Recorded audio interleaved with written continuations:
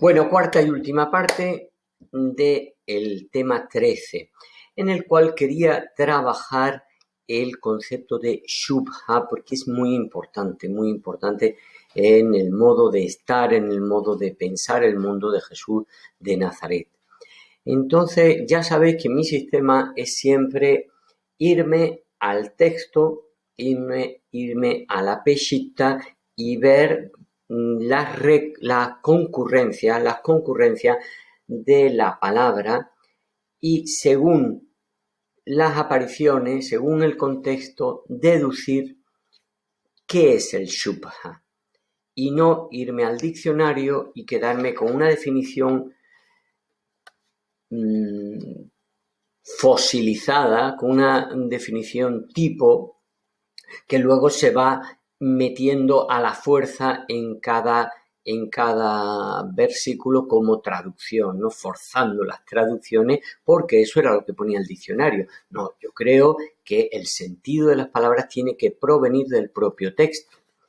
Y aquí tenemos en el término Shubha, que es el que vamos a poner de ejemplo de letra Shin, tenemos nada más y nada menos que 270 veces en los 4 evangelios, 270 veces que se usa la raíz de Shabaha.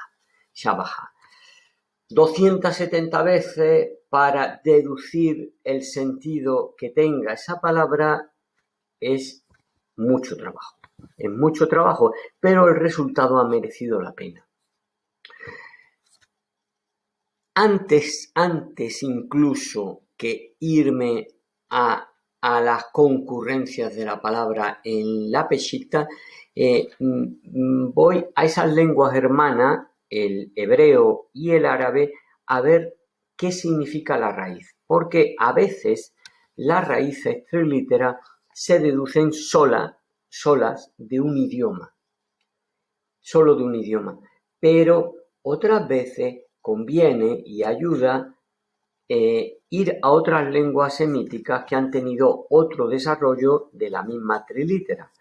En la Biblia hebrea aparecen dos verbos, shebach, alabar, y sosegar, shabach, sosegar.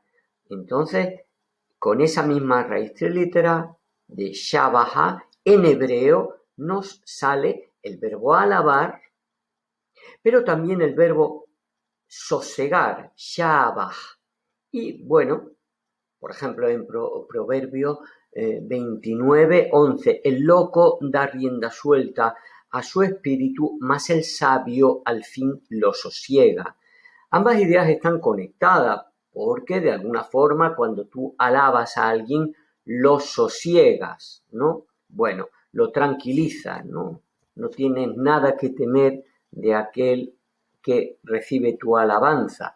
Bueno, es una forma de intentar conectar ambos sentidos en hebreo. En árabe la misma raíz se usa para alabar, por supuesto, pero es solo en un sentido derivado, porque el sentido primario es estar libre de preocupaciones, descansar, desenvolverse con holgura, extenderse, nadar, por ejemplo, que es un masbah. Un masbah en árabe es una piscina. Extenderse, estar libre, ¿no? Moverse como pez en el agua, desenvolverse con holgura. Tenemos también siempre, igual que he citado proverbios para ejemplificar ese sentido de sosegar en hebreo, cito el Corán para ejemplificar que este verbo en su sentido más primario en árabe significa navegar. Por ejemplo, Corán 21:33 o 36:40, los astros yasbahun, navegan, cada uno por su órbita, navegar. ¿Y qué tiene que ver navegar con alabar? Bueno, todo esto es algo que tendremos que ir deduciendo poco a poco. Pero lo primero, la búsqueda de la palabra, no solo en el diccionario arameo, no solo en los diccionarios hebreos y árabes, sino también en los textos revelados hebreos, árabes y arameos. No insisto más, se podría hablar mucho más tanto de la raíz, el desarrollo de la raíz en hebreo como del desarrollo de la raíz en árabe, pero no olvidamos ni por un momento que nosotros estamos en arameo y nos interesa deducir de esas 270 veces que aparece la raíz de Shabaha en la Peshita, creo que tenemos suficiente como para deducir cosas sin que sea urgente, necesario e imprescindible irnos a otras lenguas. Entonces, lo primero que descubrimos en la raíz, en la Peshita, es que naturalmente el Shubha del ser humano se dirige hacia Dios. Sí, esto está clarísimo. Un importantísimo número de estas concurrencias es el Shabaha se hace a Dios. Se alaba a Dios. Bueno, puede servir. Pero también hacia cualquier otra criatura. Por ejemplo, cuando en Lucas 7:25 Jesús dice que salisteis a ver al desierto, un hombre vestido con ropas finas. Mirad, los de vestidos meshabbah, los de vestidos gloriosos, los de vestidos dignos de alabanza, están en los palacios de los reyes. Entonces, unos vestidos, unos ropajes, ¿pueden ser objeto de nuestro shubha? Sí. En Mateo 6:2, bueno, en Mateo 6:2 vemos que los hipócritas hacen ayuno para recibir el shubha de la gente. En Mateo 6:2, los hipócritas ayunan no con una auténtica intención, sino para recibir el shubha de la gente. Luego la gente puede hacer shubha a otra gente, no solo a Dios. O, por ejemplo, en la parábola del administrador injusto, Jesús dice que el amo, al volver de su viaje, alaba la inteligente malicia con que ha actuado, o sea, este administrador injusto. El shubha incluso puede proyectarse sobre algo que no lo merece en el sentido moral. Luego, el término shubha está al margen, simplemente refleja un hecho, el hecho de elogiar, de alabar, al margen de que moralmente deba o no ser objeto de ese shubha. Estamos fuera del ámbito religioso y fuera del ámbito ético. Mucho más interesante. Es simplemente un hecho. Mucho más interesante. No solo el ser humano hace shubha a otros seres humanos, lo merezcan o no. Y no solo se hace shubha de personas, también de ropas. Y no solo se hace shubha a Dios, que naturalmente sí lo merece, sino que Dios hace shubha. Esto es muy interesante, profundamente interesante, sobre todo para todos aquellos que, normalmente ateos, han caricaturizado a Dios como una especie de receptáculo incansable de alabanza del ser humano, ¿no? Un ser pasivo que crea un mundo simplemente para ser alabado por ese mundo. Bueno, pues no es así, al menos no en el texto en que estamos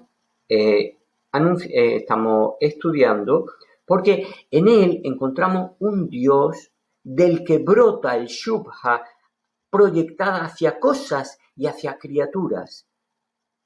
Claro, entonces el sentido de alabar ya empieza a rechinar un poco, ya empieza a no ser tan claro.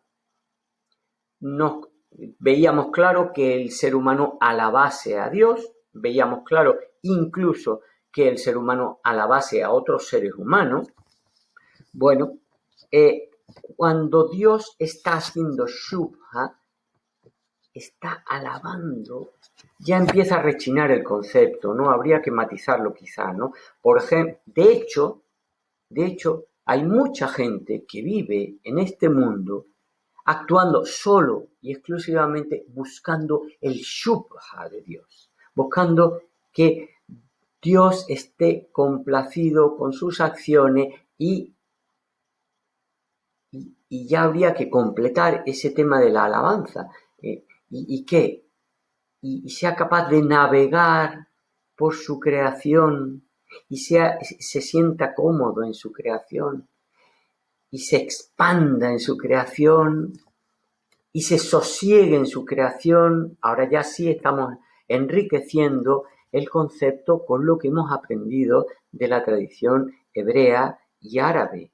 Bueno, el caso es que en Juan 5:44 dice Jesús: ¿cómo podéis tener jaimanuza, firmeza en vosotros, seguridad en vosotros, cuando vosotros recibís el shubha unos de otros? Ahí Jesús está criticando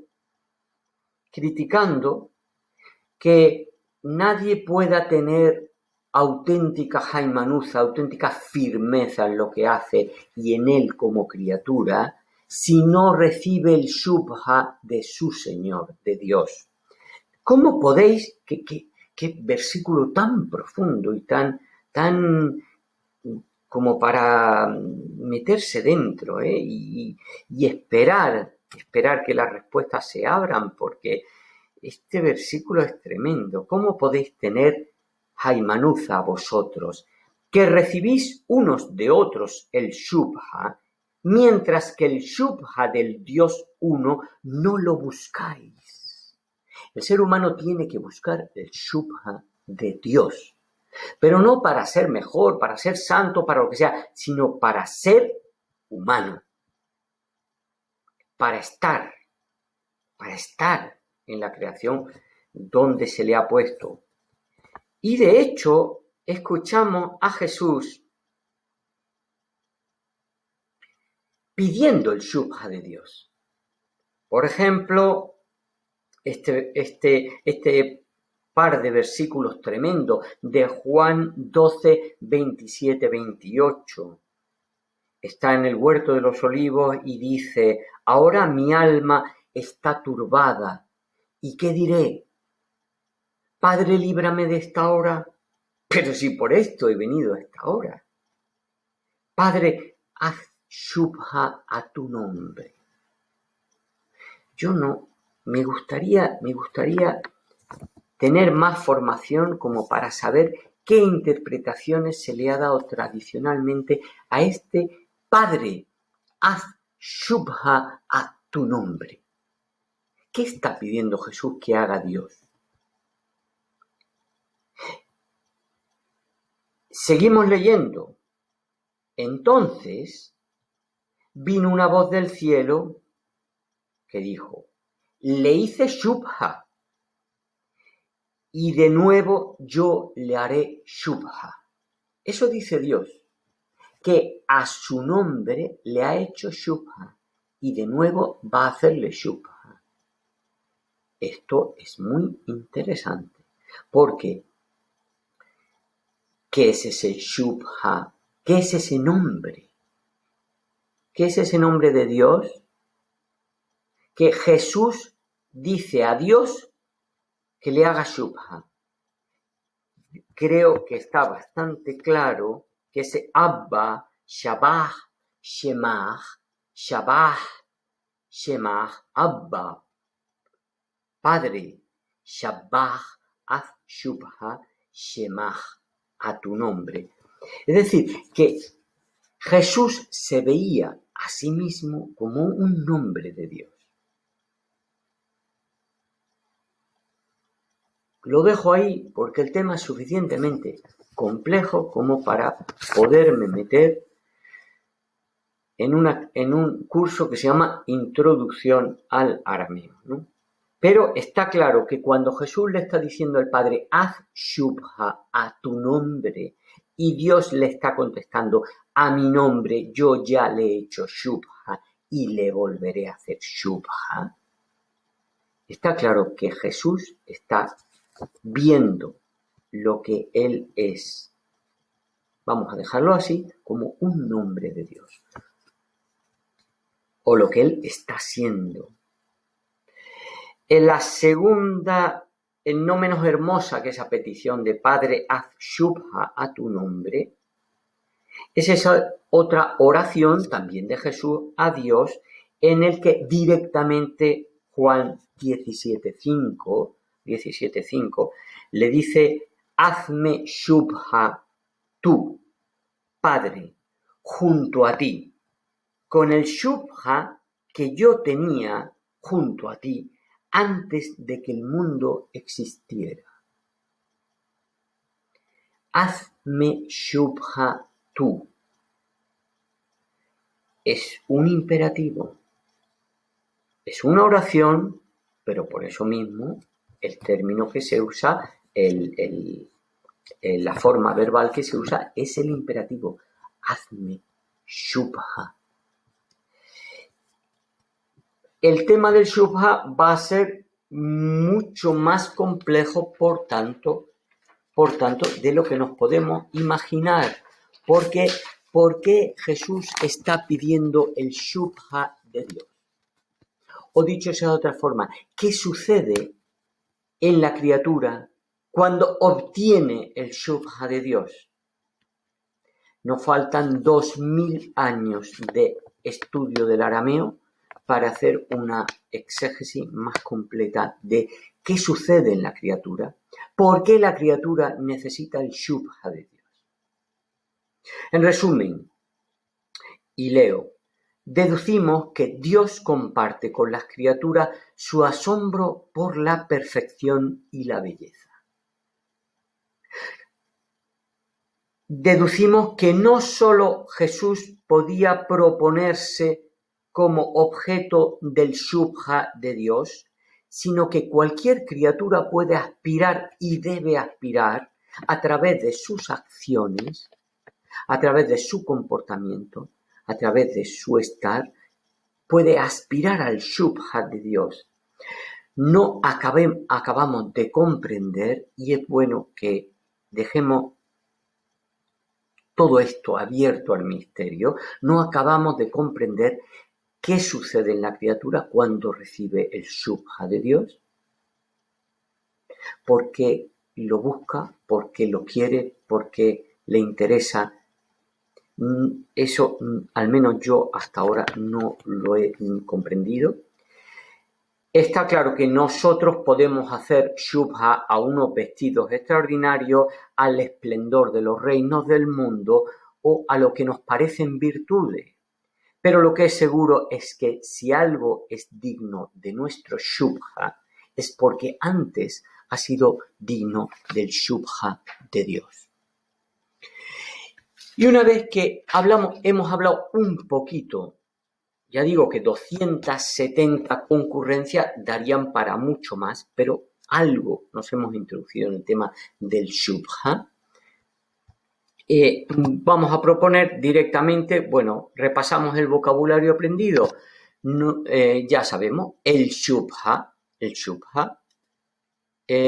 La traducción, quizá no nos sentimos demasiado cómodos estrechándola a la alabanza, porque vemos que, bueno, es una alabanza en la cual el propio alabante se siente como pez en el agua, se siente cómodo, se siente a gusto contemplando esa belleza y bañándose en esa belleza.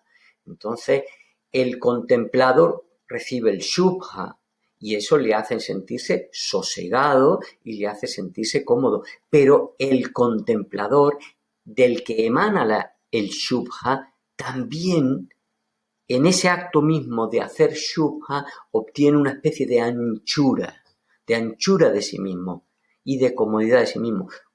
Ya digo, un término muy complejo para simplificar una traducción.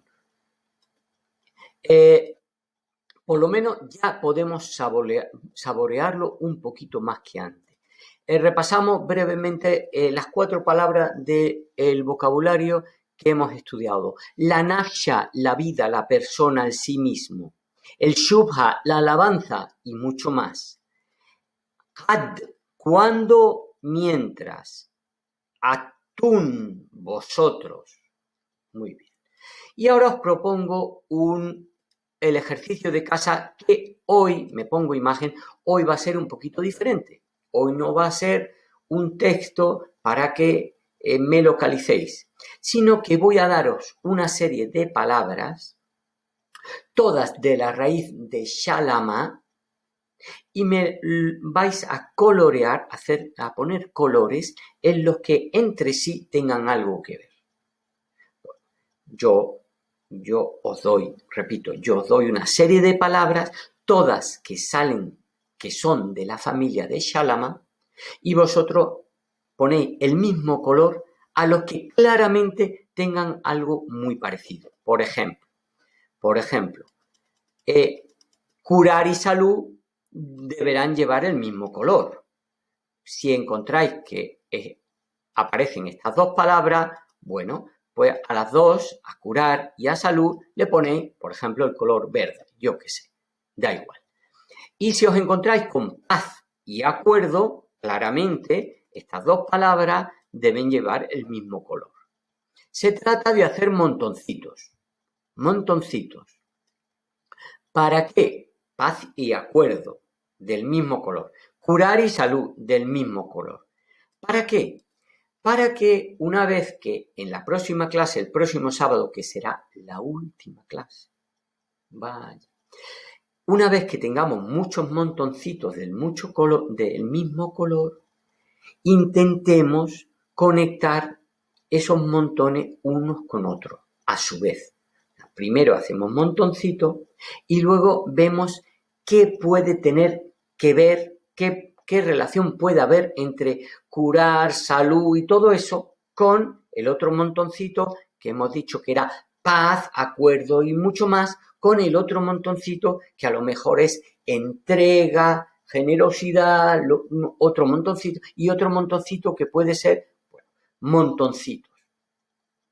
Así es como se deduce el sabor raíz de una trilítera. Solo viendo, primero haciendo un montoncito y luego viendo qué tienen en común todos esos, se llega al núcleo, a la raíz última. Muy bien, pues dentro del material didáctico encontraréis todas las palabras que he podido encontrar de la raíz Shalama. Y en la próxima clase empezamos haciendo un gráfico en el cual de la raíz Shalama surgirá un primer círculo concéntrico con 2 o 3 sentidos básicos, que a su vez se despliegan, de los que dependen otro círculo concéntrico con otras acepciones, y así. Tenemos que vincular todas las palabras que aparecen en la familia léxica Shalama o con otras palabras. Bueno, esto ya no sé explicarlo mejor. Montoncitos y en el próximo sábado seguimos. Muchísimas gracias.